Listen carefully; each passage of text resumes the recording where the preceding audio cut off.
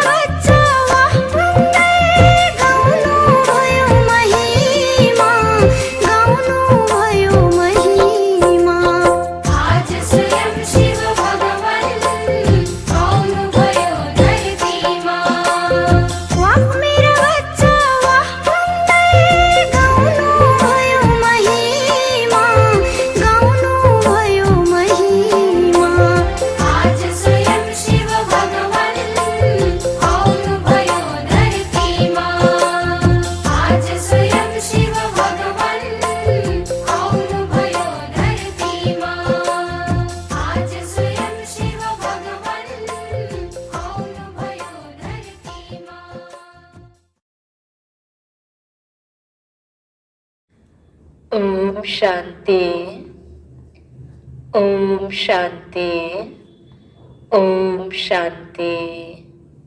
आज 16 वैशाख 2078 बिहिबार बाबाको साकार मुरलीको मुख्य सारमा मिठे बच्चे पावन बन्यौ भने रुहानी सेवाको लायक बन्छौ। पावन बन्यौ भने रुहानी सेवाको लायक बन्छौ। देही अभिमानी बच्चाहरू रुहानी यात्रामा रहन्छन्। देही अभिमानी बच्चाहरू रुहानी यात्रामा रहन्छन् र अरूलाई पनि यही यात्रा गराउँछन्। अरूलाई पनि यही यात्रा गराउँछन्। कुन यात्रा? रुहानी यात्रा। बाबाले जुन सिकाइरहनु भएको छ, एक ठाउँमा बस्दै गर्दा पनि, हरेक कर्म गर्दै गर्दा पनि मनै मन हैन आफूलाई आत्मा निश्चय गरेर परमपिता परमात्मालाई याद गर्नु, यो रुहानी यात्रा जो बाबाले सिकाउनु भएको छ। यो आध्यात्मिक यात्रा एक त मनको यात्रा हैन, अर्को आफ्नो स्थिति बनाउनु र अनेक आत्माको सेवा गर्नु। यो सेवाको लागि पनि बाबा भन्नुहुन्छ, जति तिमी पावन बन्दै जान्छौ, तिम्रो अवस्था देही अभिमानी छ भने तिमी सेवाको लागि योग्य बन्छौ। आफू पनि यात्रामा सफल हुन्छ र अरूलाई पनि तिमीले यात्रा गराउन सक्छौ भन्नुभयो बाबाले। प्रश्नमा, सङ्गममा तिमी बच्चाहरूले जुन कमाई गर्छौ, सङ्गममा तिमी बच्चाहरूले जुन कमाई गर्छौ, यही सच्चा कमाई हो। कसरी? यही सच्चा कमाई हो। कसरी?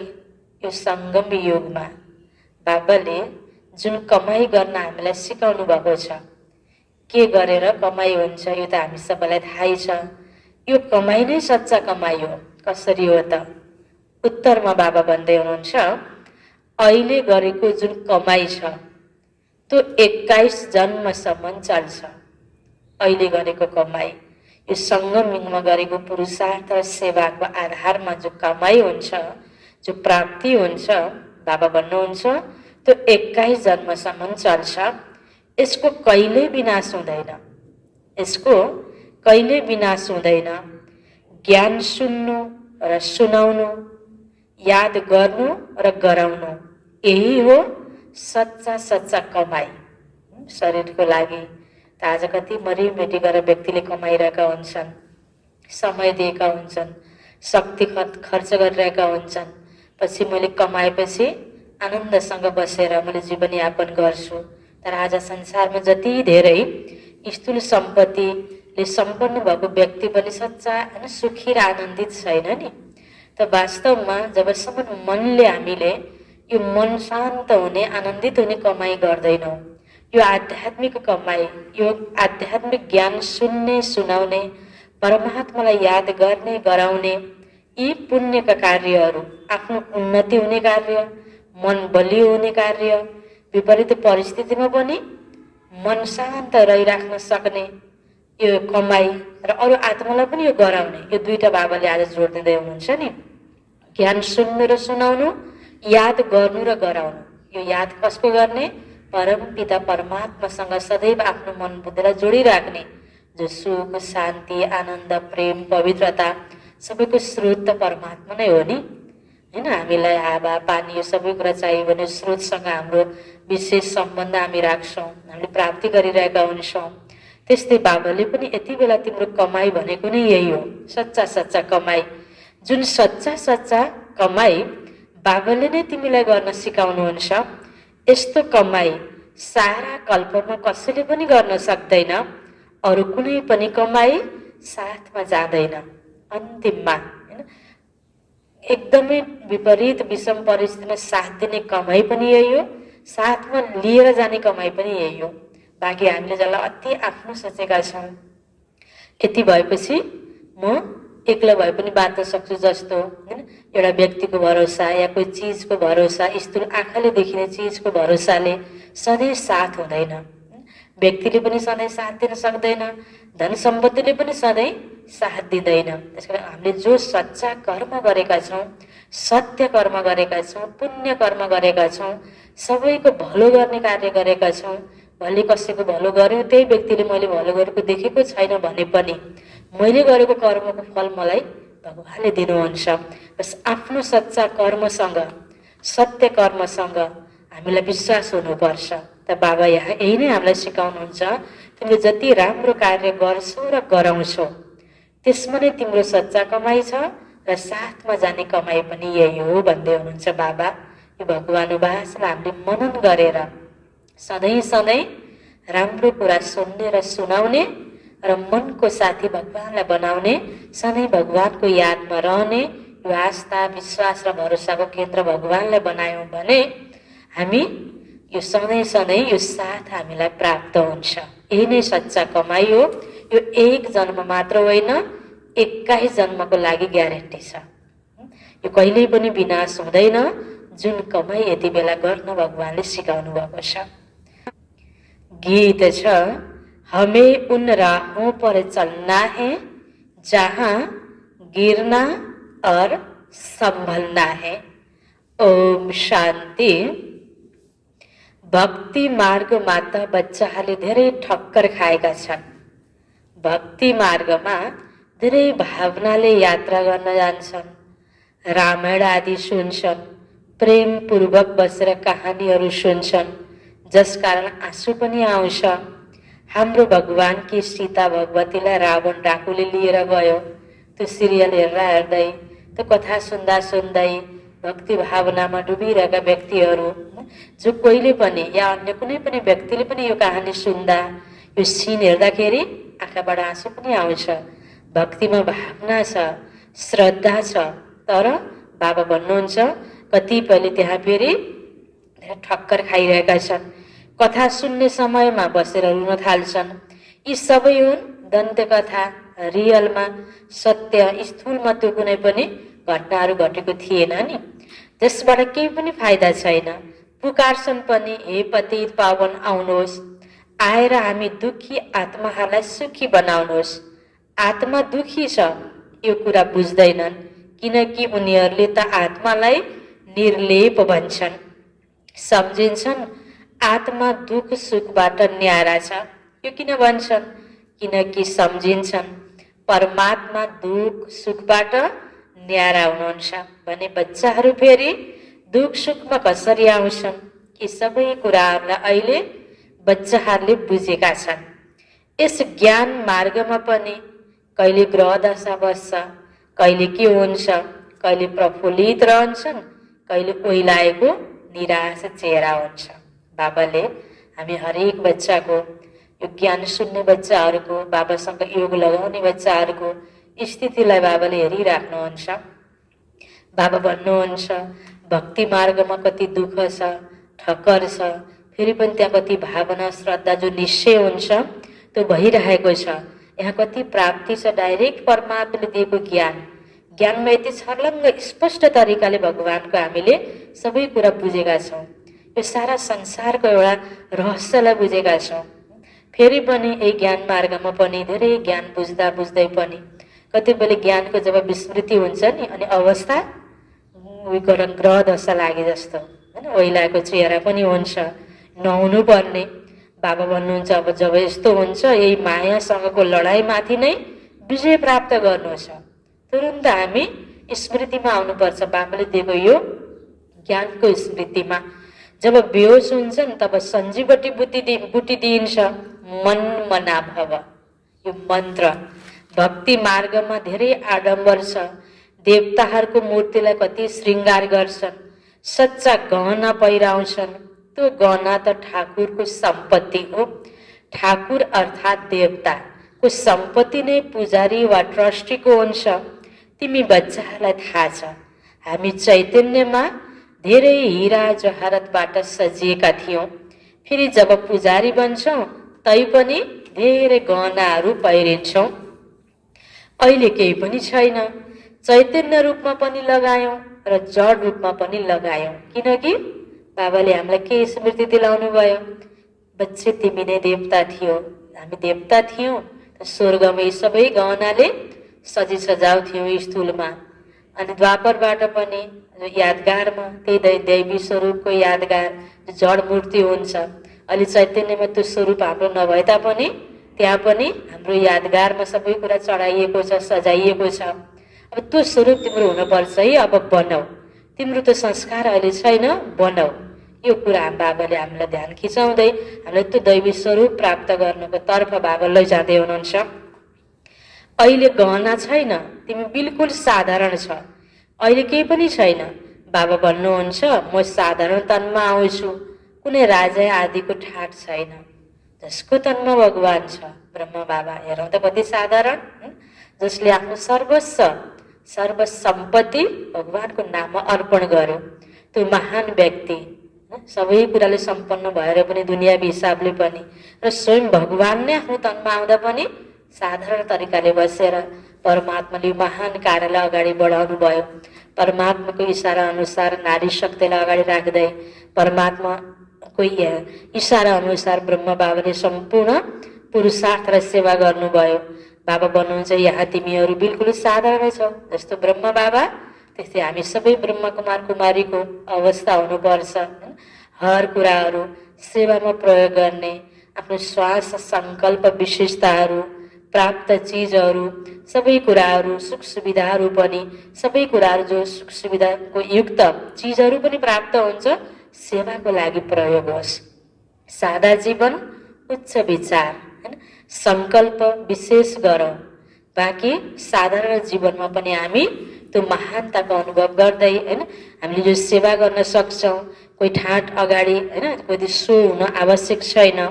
त बाबा भन्नुहुन्छ हामीलाई यही कुरामा बाबाले सिकाउँदै हुनुहुन्छ, कुनै राजा आदिको ठाट छैन, सन्यासीहरूको पनि धेरै ठाट हुन्छ। अब तिमीले जानिसकेका छौ अवश्य सतयुगमा हामी आत्माहरू कति पवित्र थियौँ, शरीर पनि हाम्रो पवित्र थियो, उनीहरूको श्रृङ्गार पनि धेरै राम्रो हुन्छ। कोही धेरै सुन्दर छन् भने उनीहरूलाई श्रृङ्गारको पनि शोक हुन्छ। तिमी पनि जब धेरै सुन्दर थियौ तब धेरै राम्रा राम्रा गहना पहिरिन्थ्यौ, हिराका ठुला हार आदि लगाउँथ्यौ। यहाँ हरेक चिज कालो छ। हेर गाईहरू पनि काला हुँदै गएका छन्।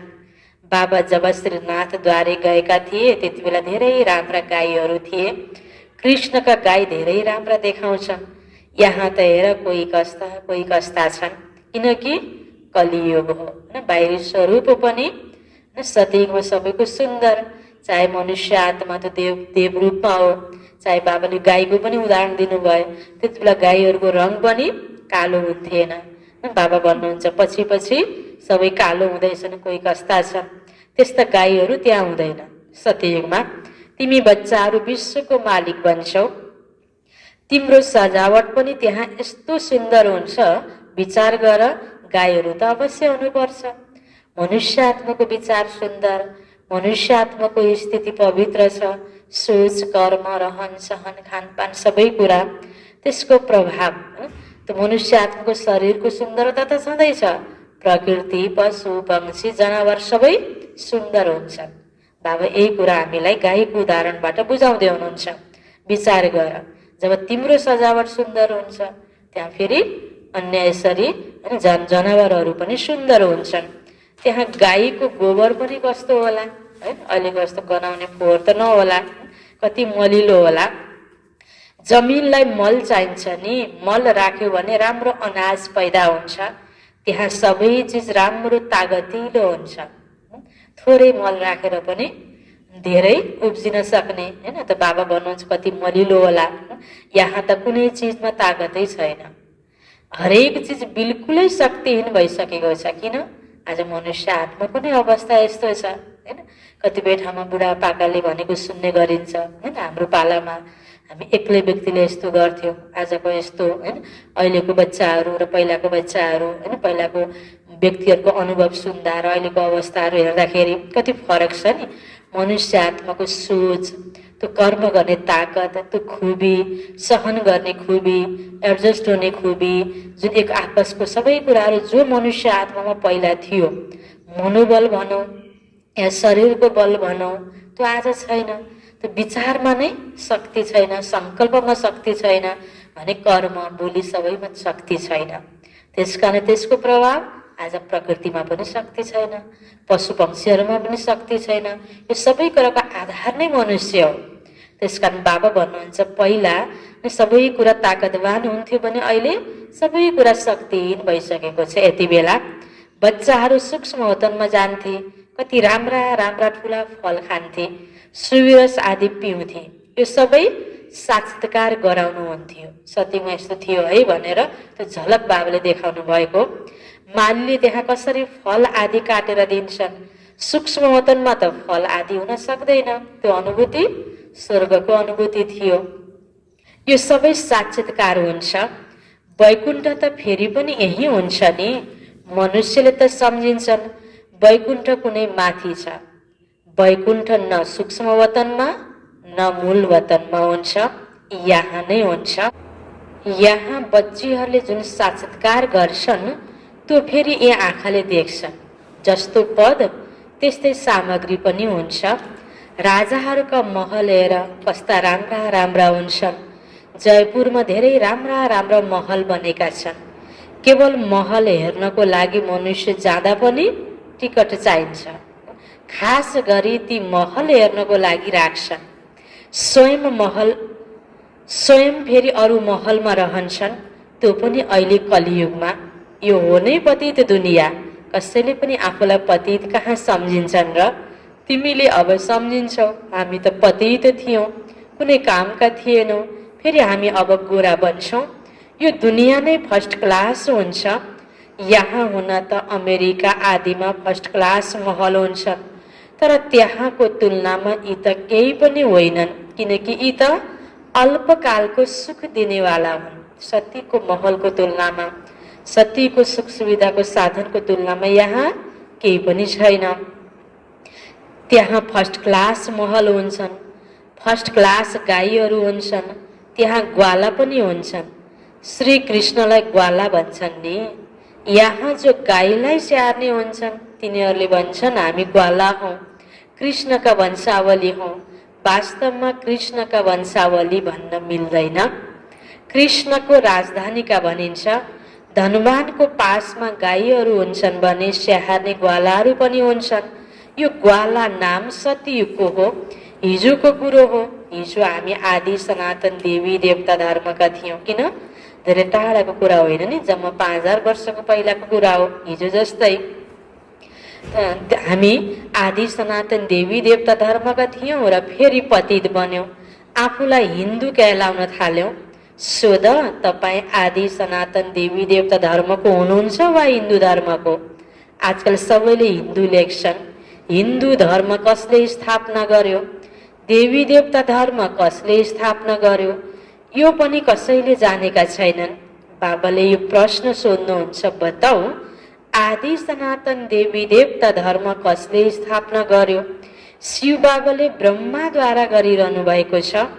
राम वा शिव बाबाको श्रीमतमा आदि सनातन देवी देवता धर्मको स्थापना भयो। फेरि रावण राज्य सुरु हुन्छ, विकारमा जान्छन्, भक्ति मार्ग सुरु हुन्छ, तब हिन्दू कहलाउन थाल्छन्। अहिले आफूलाई कसैले पनि देवता भन्न नै सक्दैन, किनकि देवताको जस्तो गुण छैन, देवताको जस्तो विशेषता छैन, अवस्था छैन। रावणले विकारी बनायो, बाबा आएर निर्विकारी बनाउनुहुन्छ। तिमी ईश्वरीय मतबाट देवता बन्छौ, बाबा नै आएर तिमी ब्राह्मणहरूलाई देवता बनाउनुहुन्छ। सिँढी कसरी झर्छन् यो तिमी बच्चाहरूको बुद्धिमा नम्बरवार बस्छ। तिमीले जानेका छौ अरू सबै मनुष्यहरू आसुरी मतमा चलिरहेका छन्, तर तिमी ईश्वरीय मतमा चलिरहेका छौ। रावणको मतबाट सिँढी झर्दै आएका हौ। 84 जन्मपछि फेरि पहिलो नम्बरमा जन्म हुन्छ। ईश्वरीय बुद्धिबाट तिमीले सारा सृष्टिको आदि मध्य अन्तलाई जानेका छौ। यो तिम्रो जीवन धेरै अमूल्य छ। बाबा आएर यति पावन बनाउनुहुन्छ, हामी रुहानी सेवाको लायक बन्छौँ। उनीहरू हुन् लौकिक सामाजिक कार्यकर्ता जो देह अभिमानमा रहन्छन्, तिमी देही अभिमानी हौ। दुनियाँमा समाजमा विभिन्न प्रकारको सेवा सहयोग दिनेवाला गर्नेवाला छन्, विभिन्न सङ्घ संस्थाहरू छन् होइन। बाबा भन्नुहुन्छ लौकिक सामाजिक कार्यकर्ताहरू धेरै छन्, तर त्यहाँ अभिमान पनि छ, नाम मान शानको होडबाजी पनि छ, सबै कुरा छ नि। यहाँ बाबाले हामीलाई के सिकाउनु भएको छ? तिमी देही अभिमानी बनेर रुहानी सेवा गर, तिमी सेवाको लायक योग्य बन्छौ। यो बाबा बनाउँदै हुनुहुन्छ। यसका लागि तिमी पावन बन्नुपर्छ, पवित्र बन्नुपर्छ। आत्माहरूलाई रुहानी यात्रामा लिएर जान्छौ। बाबाले सम्झाउनुहुन्छ तिमी सतो प्रधान थियौ, अहिले तमो प्रधान बनेका छौ। सतो प्रधानलाई पावन, तमो प्रधानलाई पतित भनिन्छ। आत्मामा नै मैला परेको छ, आत्मालाई नै सतो प्रधान बनाउनु छ। जति यादमा रहन्छौ त्यति पवित्र बन्छौ, नत्र कम पवित्र बन्छौ। पापको बोझ शिरमा रहिरहन्छ होइन। पवित्रताको कति गहिरो परिभाषा बाबा लैजाँदै हुनुहुन्छ होइन। हामी पवित्र भनेर केवल खानपान होइन शुद्ध लिएर मात्रै पवित्र भएनौँ, ब्रह्मचर्य व्रत लिएर मात्रै पवित्र भएनौँ।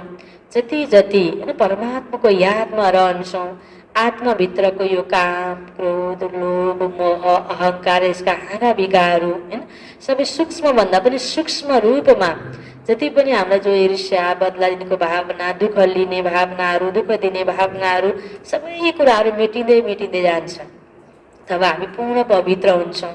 त्यसको लागि भगवानको नै याद, भगवानले दिएकै शिक्षाको याद र चिन्तन गरिराख्ने, राम्रो कुराको चिन्तन गरिराख्यो भने त्यो मनमा नराम्रो कुरा उम्रनै पाउँदैन, पलाउनै पाउँदैन। त्यो मेटिन्छ अटोमेटिक। हाम्रो राम्रो सोच्ने आदत बन्छ।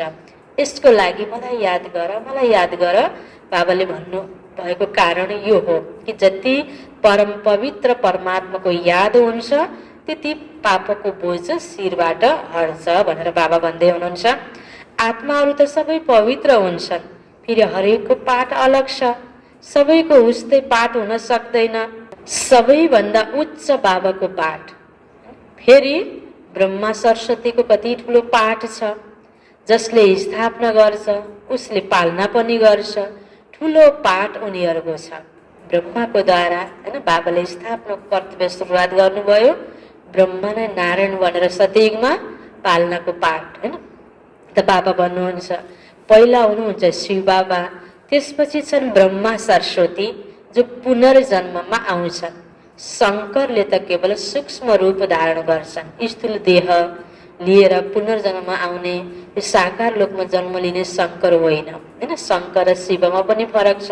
शिव परमात्मा निराकार, शङ्कर सूक्ष्म देवता, बाँकी साकारमा जन्म लिनेहरूमा सबैभन्दा ठुलो देवता भनेको श्रीकृष्ण होइन।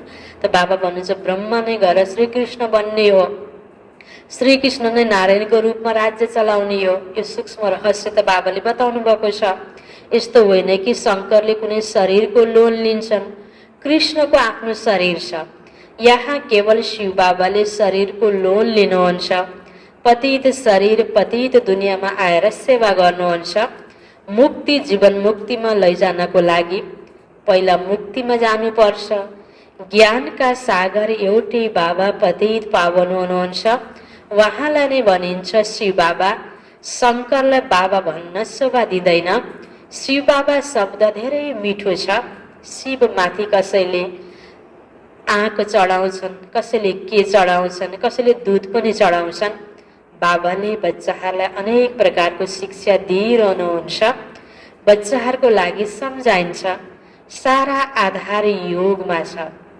ज्ञान सुन्छौँ, सुनाउँछौँ होइन, अलि जान्ने बुझ्ने भयो जस्तो लाग्छ होइन। अब बाबा भन्नुहुन्छ तर सारा आधार केमा छ? योगमा छ, योगयुक्त अवस्थामा छ। योगबाट नै विकर्म विनाश हुन्छ। योगमा रहनेहरूलाई ज्ञानको धारणा पनि राम्रो हुन्छ। आफ्नो धारणामा चलिरहन्छन्, फेरि सुनाउनु पनि पर्छ। यो हो नयाँ कुरा। भगवानले जसलाई डाइरेक्ट सुनाउनु भयो उनीहरूले नै सुने, त्यसपछि त यो ज्ञान रहँदैन।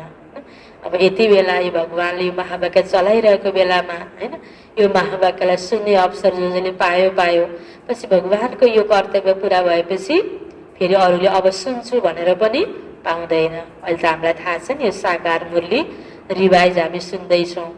बाबाले ब्रह्माको द्वारा पढाउने पाठ पुरा भयो होइन, पहिलो एपिसोड पुरा भयो। दोस्रो गुलजार दादीजीको द्वारा बाबाले अव्यक्त महावाक्य उच्चारण गर्ने पाठ पुरा भयो। अहिले हामी केही क्षण अब आफूले स्वयंले पढेको पहिलाको पढाइलाई फेरि मनन गर्नेको अवसर बाबाले दिनुभएको छ। अब अगाडिको समय कस्तो आउनेवाला छ मनुष्यको हातमा छैन। यो बिग्रिसकेको दुनियाँलाई मनुष्यले जति मिटिङ बसे पनि, जति वार्ता गरे पनि, जति बनाउँछु भने पनि, प्लानिङ गरे पनि अब मनुष्यको हातमा केही पनि छैन। यो अब यो अति भएको दुनियाँको अन्त भएर नयाँ दुनियाँ आउनुको लागि गुह्य रहस्य डेट तोकेर बाबाले भन्नुभएको छैन।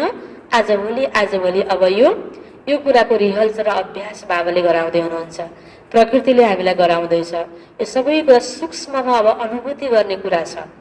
बाहिर हामीले धेरै वर्णन गर्नुभन्दा पनि अब यो परिस्थितिमा को वर्णन गरेर आत्तिनु होइन, डराउने होइन। अब यस्तो समय छ, अब यो एउटा व्यक्तिको हातमा छैन।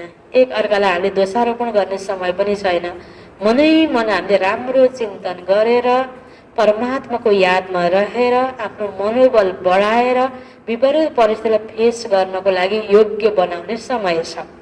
यति बेला अहिलेसम्म बाबाले पढाएको पढाइलाई अब मनन गर्ने बेला छ र जति सक्यो बाबासँग योग लगाउने बेला छ र त्यसबाट जो टचिङ हामीलाई प्रेरणा प्राप्त हुन्छ त्यो गर्ने बेला छ। र यही अनुभूति अरूलाई पनि अब बिस्तारै बाहिर वर्णन गरेर सुनाउने समय पुरा हुँदैछ। अब साक्षात्कार गराउने, अनुभूति गराउने बेला छ। अब कति हामीले त्यो स्थितिलाई बनाउनु पर्ने बेला छ त। बाबा भन्नुहुन्छ जसको योग राम्रो छ उसलाई ज्ञानको धारणा हुन्छ, जसले डाइरेक्ट यसरी परमात्माको महावाक्य सुन्ने अवसर पाएको छ सुन्यो। अब अरूले सुन्न पाउने समय पनि छैन। जो परमात्माद्वारा सुनेको व्यक्तिहरूले जो अनुभूति गराउँछन् त्यसको अलावा अब डाइरेक्ट सुन्ने अवसर त करिब लास्ट अवस्थामा आइपुग्यो। अहिले बाबाले जे सुनाउनुहुन्छ त्यो अहिले तिमीले पनि सुन्छौ, धारणा हुन्छ। फेरि त प्रारब्धको पाठ खेल्नुपर्छ। ज्ञान सुन्नु र सुनाउनु अहिले नै हुन्छ। यो साकार मुरली हो। अब अहिले कति अन्तिम चरणमा अहिले नै हामी आइसकेका छौँ। सतयुगमा त त्यो पाठ हुँदैन। यो कलियुगको अन्तमा अब सतयुग एकदम तयारीको निकट समयमा हामी आइसकेका छौँ। त्यहाँ त हुन्छ नै प्रारब्धको पाठ। जति पुरुषार्थ र सेवा हुन्छ सङ्गमयुगमा हुन्छ। सतयुग भनेको प्रारब्धको पाठ हो। ज्ञान सुन्नु र सुनाउनु अहिले नै हुन्छ। सतयुगमा यो पाठ हुँदैन। मनुष्यले कानुन पढ्छन् फेरि वकिल बनेर कमाउँछन्। यो कति ठुलो कमाई हो। यसलाई दुनियाँले जानेका छैनन्, तिमीले जानेका छौ। सच्चा बाबाले हामीलाई सच्चा कमाई गराइरहनु भएको छ। यसको कहिल्यै पनि विनाश हुन सक्दैन। अहिले तिमीले सत्यको कमाई गर्छौ। त्यो कमाई फेरि 21 जन्म साथ रहन्छ। सत्ययुग तयारीको लागि सत्य भगवान, सत्य शिव भगवान धरतीमा आउनुभयो। उहाँले सिकाएको सत शिक्षाको द्वारा सत्य कर्म हामी गरिरहेका छौँ नि। यसबाट गरेको सच्चा कमाई बाबा भन्नुहुन्छ साथमा जान्छ। त्यस कमाईले साथ दिँदैन, यो साथ दिने कमाई हो। त्यसैले यस्तो कमाईलाई साथ दिनुपर्छ। यो कुरा तिमी बाहेक अरू कसैको बुद्धिमा छैन। दुनियाँको बुद्धिमा त के छ? दुनियाँकै धन दौलत ठुलो हो होइन, व्यापार धन्दा ठुलो हो, ए मान सम्मान प्राप्त गर्नु, उच्च ओहदामा जानु ठुलो भन्ने छ नि। आफ्नो भित्रको विचार ठुलो बनाएर होइन जुन स्थिति हामीले महान बनाउनु पर्ने यो ईश्वरीय जो एउटा सम्बन्ध होइन परमात्मासँग जो सम्बन्ध जोडेर जुन स्थिति हामीले मजबुत बनाउनु पर्ने हो, यो कुरा कति ठुलो कुरा हो। बाबा यसमा ध्यान खिचाउँदै हुनुहुन्छ, भन्नुहुन्छ हेर यो कमाई यति ठुलो हो, साथ दिने कमाई हो। यो कुरा तिमी बाहेक अरू कसैको बुद्धिमा छैन। तिमीहरूमा पनि कसैले घरिघरि बोल्छन्, यो सुनिरहेका व्यक्तिहरूमा पनि। बाबा र वर्षालाई भुल्नु हुँदैन। कुरा एउटै छ, बाबालाई याद गर।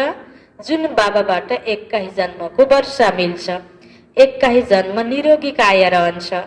वृद्ध अवस्थासम्म अकालमा मृत्यु हुँदैन। बच्चाहरूलाई कति खुसी हुनुपर्छ। बाबाको याद हो मुख्य। यसमा नै मायाले विघ्न पार्छ, तुफान ल्याउँछ। अनेक प्रकारका तुफान आउँछन्। तिमीले भन्छौ बाबालाई याद गरौँ तर गर्न सक्दैनौ। यादमा नै धेरै फेल हुन्छौ। अहिलेको समय यस्तो चलिरहेको छ, योग बल कमी भयो भने सानो सानो कुराले पनि यो जीवनमा यो पढाइमा फेल गराइदिन सक्छ। होइन, हामीले व्यक्ति वस्तुसँग आधारित हुने बानी भयो भने, होइन, बाबा भन्नुहुन्छ योगको कमी भयो भने धेरै फेल हुन्छन्। योगको धेरैमा कमी छ, जति हुन सक्छ योगमा मजबुत हुनुपर्छ।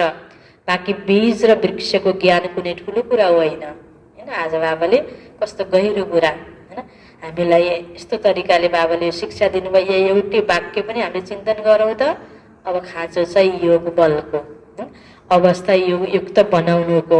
बाँकी होइन, अब सेवा भएन, क्लास होइन सामूहिक भएन भनेर यो समयमा हामी फ्री हुने, हिँडडुल गर्ने, होइन, व्यक्तिगत होइन अब बाहिर घुमघाम गर्ने, यसरी टाइम बिताइदियौँ भने, होइन, लौकिक होइन बाहिर व्यक्त कुराहरूमा बढी टाइम दिन थाल्यौँ भने, फ्री भन्न थाल्यौँ भने के हालत होला। यति बेला त जति सक्छ अझै अन्तर्मनको गुफामा गएर एउटै स्थानमा बसेर योग लगाउनुको आवश्यकता छ। परिस्थितिले त त्यो बताउँदैछ। यस्तो परिस्थितिमा पनि हामी फ्री भएर फेरि हामी होइन बाहिर हामीले बढी टाइम दिन्छौँ भने बाबाले हामीलाई इसारा के तर्फ गर्नुभएको छ। ज्ञानकै ठुलो कुरा होइन, तिमी अब मजबुत योगमा हुनुपर्छ। बाबा भन्नुहुन्छ मलाई याद गर, मलाई याद गर्नाले, मलाई जान्नाले तिमीले सबै जान्न सक्छौ। यादमा नै सबै कुरा भरिएको छ। स्वीट बाबा शिव बाबालाई याद गर्नु छ। उच्चभन्दा उच्च हुनुहुन्छ भगवान, श्रेष्ठभन्दा श्रेष्ठ उहाँ हुनुहुन्छ। उच्चभन्दा उच्च वर्षा दिनुहुन्छ 21 जन्मको लागि। सदा सुखी अमर बनाउनुहुन्छ। तिमी अमरपुरीको मालिक बन्छौ। त्यसैले यस्तो बाबालाई धेरै याद गर्नुपर्छ। बाबालाई याद गरेनौ भने अरू सबै याद आउँछ फेरि। अच्छा, मिठे मिठे सिकिलदे बच्चाहरूप्रति माता पिता बाप दादाको याद प्यार एवं गुड मर्निङ। रुहानी बाबाको रुहानी बच्चाहरूलाई नमस्ते। रुहानी बच्चाहरूको रुहानी बाबालाई गुड मर्निङ, नमस्ते नमस्ते।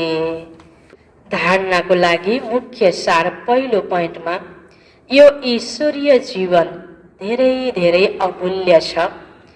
यस जीवनमा आत्मा र शरीर दुवैलाई पावन बनाउनु छ। रुहानी यात्रामा रहेर अरूलाई पनि यही यात्रा सिकाउनु छ। तेस्रो पोइन्ट, जति हुन सक्छ सत्य कमाइमा लाग्नुपर्छ। निरोगी बन्नको लागि यादमा मजबुत हुनुपर्छ।